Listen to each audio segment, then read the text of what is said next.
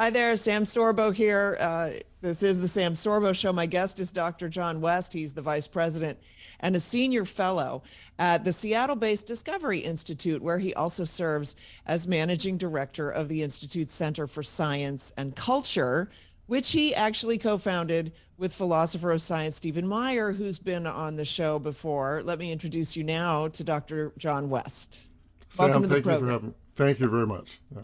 It's great to speak with you. You've written just recently about someone who I'm very interested in, frankly. Dr. Francis Collins is the director of the NIH, the National Institutes of Health. And he announced his intention to step down at the end of 2012. But he's done some rather, in my mind, controversial things. And so I thought maybe we could start this conversation with who he was before he entered that realm, or before he took that position, I suppose, because that's how I got to know him. Sure. So Francis Collins, actually for the past 12 years, has been the head of the NIH. So he's basically been the top scientist in the federal government. Before that, he was most known for a couple things. One was directing the Human Genome Project that provided one of the original sort of beginning maps of our genome, which is very important. And then in the faith community, among evangelical Christians, he was known for writing a book called The Language of God and telling his personal story, which I don't question, by the way. I am going to criticize him because I think there's some serious issues here, especially Christian leaders in the evangelical community, of which I would count myself as an evangelical, have been avoiding for 15, 20 years. I mean, but he has a really interesting personal story. He had been an atheist as a young man, and then partly through the works of C.S. Lewis, found God and found Christ. And so he's very big on his personal faith in Jesus, which I think is sincere. But let me just interject for just a moment, because I got to know him through the Human Genome Project and a book that he had written about that. And it seemed to me, and this is just my interpretation, and I don't know him, that his sort of conversion to faith was also informed by the discovery of the human genome and the mapping of it, and the fact that he could map it. And in a sense, to put it very simply, it was sort of like, oh my gosh, that's like a fingerprint of a creator. And there's no way that this just happened by accident, kind of thing. Yeah, except that is what most people think, and his book is titled The Language of God, based on something done at the early press conference. But if you actually read through all the book, it's interesting. He actually spends a lot of time in that foundational book, where he's gotten a lot of credit for, describing how he thinks the genome and life are littered with junk. And that's an example of why we're the product of Darwinian evolution.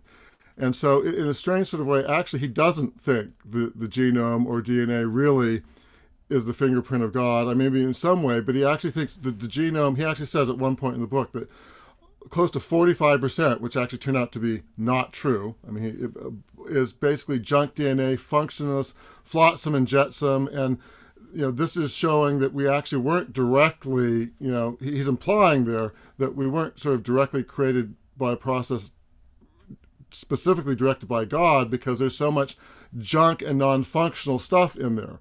And he makes this argument. That's so weird. That is not at all and I read the book. That's not at all my recollection, although my recollection includes his skepticism. And I thought at the end of the book, he sort of came around, but.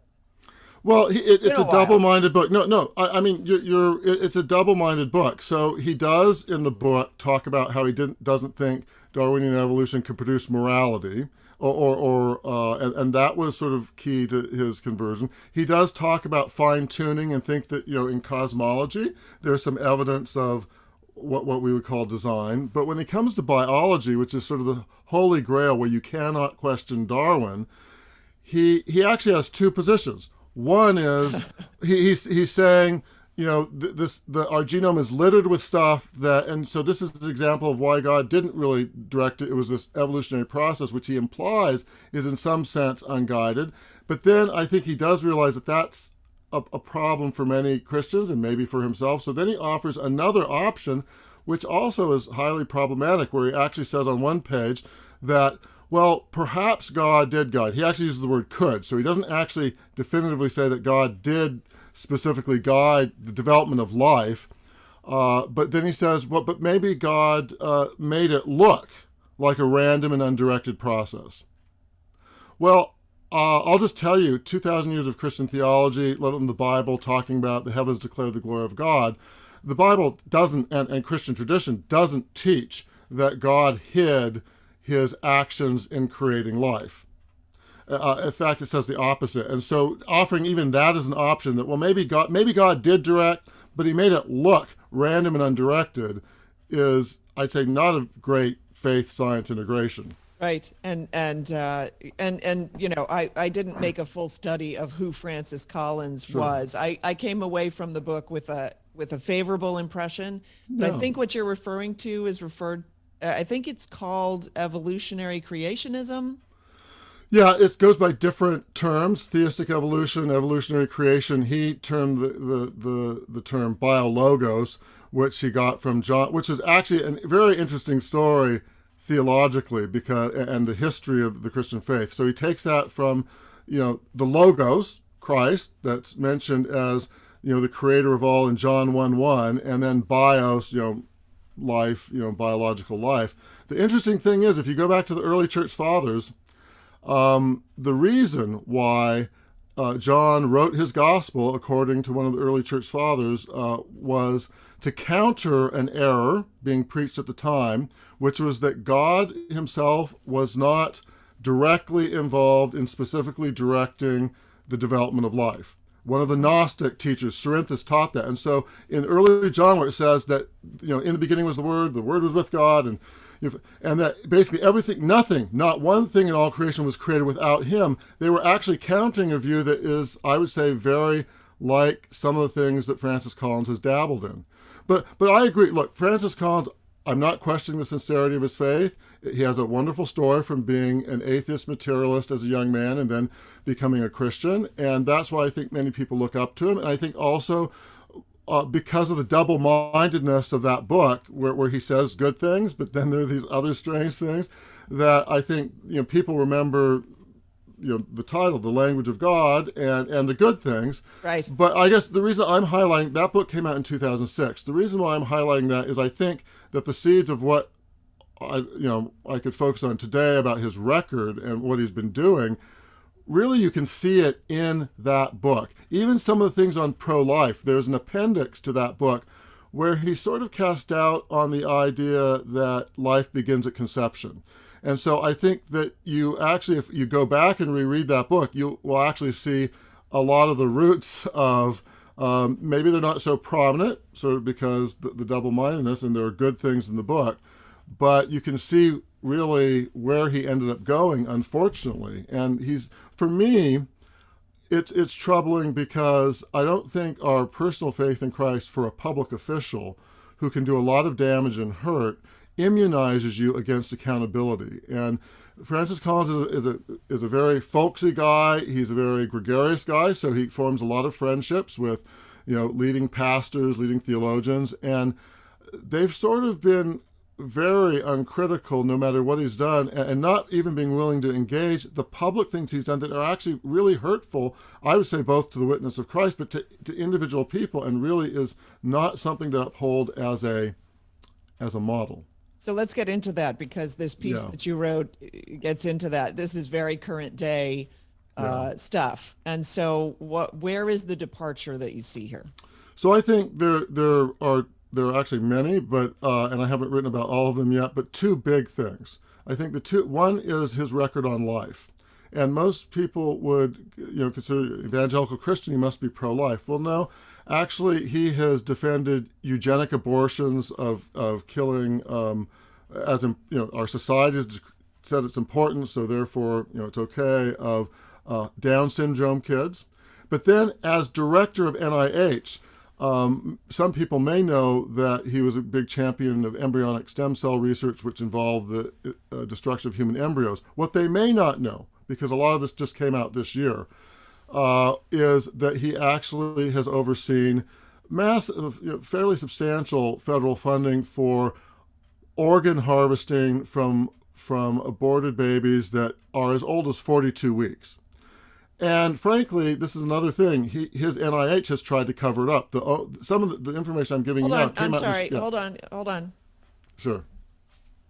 42 weeks. That's Is that's full term and beyond. right. I'm just Okay. saying that. Just checking because So we found out that by a group, Judicial Watch, actually had to file a lawsuit because the NIH under Francis Collins wouldn't give them the information. So that came out just in August, where multi-millions of our tax dollars have been spent to develop a national tissue bank of aborted fetal baby parts.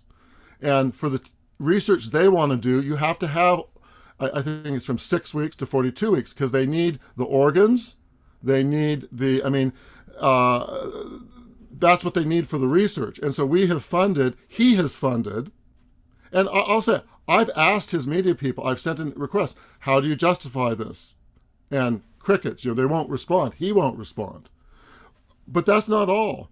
You also have to look at, earlier this year, there was testimony before the legislature in Pennsylvania where it came out that some of the actual research to funding to fund this tissue bank, from all these aborted babies. But then there's also additional research they're funding using some of this. And one of them, and in one of my articles, you can actually go to the link to it and see the pictures if you have the stomach for it, is basically they took from an 18 to 20 week old babies who, by then they can feel things. They have heartbeats, they have brain waves, they can move, doing various things. They harvested them to create mice-human hybrids.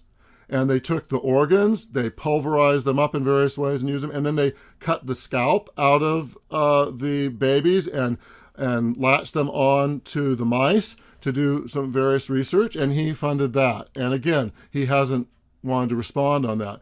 More than that, I've engaged with some people since I've written the article. Yeah. He hasn't responded at all, but we have the documentation proving. Yes. There's no question about this stuff. Why is he stepping down? Do we know why he's stepping down after 12 years? No, there's a lot of speculation. I mean, I don't have any secret knowledge. Some have speculated it's yet another scandal that occurred this year, which is relating to COVID. And I'm not getting to. I'm not a scientist. I'm a public policy person, so I don't have any dog in that fight of what are the original origins of COVID. But, there's been some speculation in the mainstream media this year about lab leaks and other things. So over the past year, Collins and his friend Anthony Fauci, who works under him, have steadfastly claimed that there is no gain-of-function research on pathogens that they funded in China. And gain-of-function research can take viruses and things and then help make them stronger, help do various things to try to find out some legitimate things, but it's dangerous research. And so some people have wondered, even in the mainstream, is some of the stuff we funded sort of the origins incidentally of this. But over the past year and a half, he and Fauci have said steadfastly, we didn't fund anything like that. Well, lo and behold, a journalist group on the left wing, not right wing, last month, September, actually released a data trove of documents that show, well, no, the NIH actually did fund gain-of-function research. And so some major scientists, including a biologist at Rutgers University, has basically called both Collins and Fauci untruthful on that. And so some have speculated, but I don't know that he's worried about, when people investigate his statements on that could raise things. But, he's been there a long time. He's older, and he may want to go back to speaking more in the Christian community, doing other things. So I don't know. But he has had it between the abortion funding that's come out this year and then the Wuhan thing that just came out last month, where, how shall we put it, where he went on talk radio and other places to say, we didn't do anything like that. Well, that looks not to be true. It is certainly true. Maybe he doesn't want to deal with that, but I don't know. And then, so there's the abortion, but then I actually think there's the other thing involving vaccine mandates. And I'm not getting into issues, YouTube or anyone else, about I actually think people should get vaccines depending on their risk profile. That's not the issue I'm challenging Collins Okay, on so much. we're going to take a quick break, and then I'm going to come back with the second half of my interview with Dr. John West, which will be available on sorbos.locals.com. If you're listening on podcast and radio, just stay tuned. I'll be back with more of the show. This is the Sam Sorbo Show. Hi there, this is Sam Sorbo. So Kevin and I have discovered a great American company that shares our values, supports the work that we're doing in restoring our culture and rescuing it from the lies of the left.